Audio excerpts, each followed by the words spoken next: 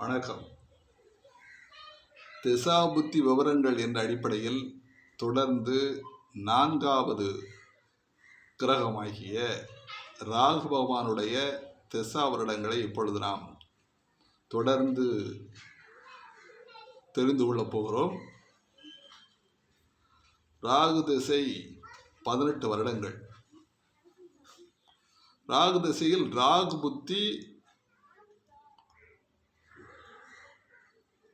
32 மாதங்கள் 12 நாட்கள்.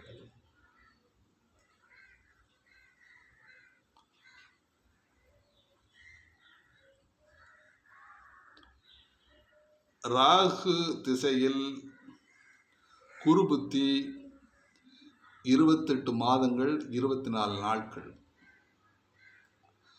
ராகு திசையில் சனி புத்தி 34 மாதங்கள் 6 நாட்கள். ராகு திசையில் புதன் புத்தி 30 மாதங்கள் 18 நாட்கள்.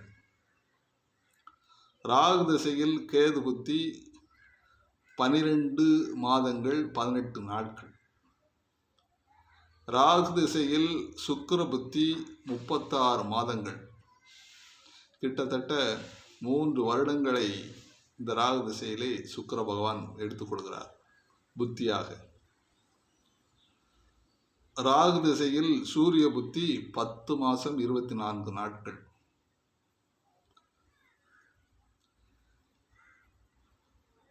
ராகு திசையில் சந்திர புத்தி 18 மாதங்கள். ராகு திசையில் செவ்வாய் புத்தி 12 மாதம் 18 நாட்கள். ஆக மொத்தம் 18 வருடங்கள் இந்த ராகு திசை அதனுடைய புத்திகள் தொடர்ந்து நடைபெற்றுக் கொண்டிருக்கும். உங்களுடைய சாதக ரீதியாக நாம் இந்த சதயம்,